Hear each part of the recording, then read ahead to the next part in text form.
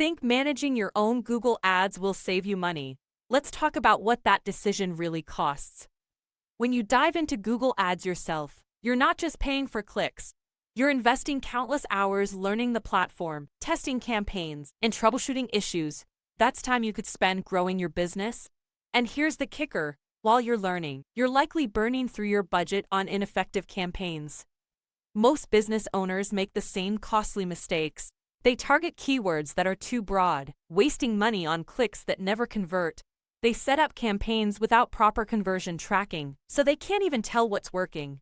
They miss negative keywords, paying for irrelevant searches.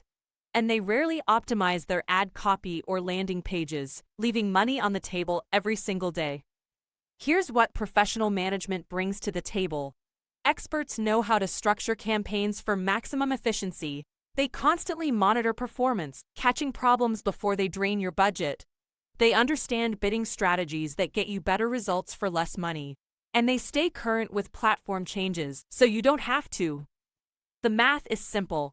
When an agency manages your ads, you get better click-through rates, lower cost per conversion, and higher return on ad spend. Those improvements often pay for the management fee several times over.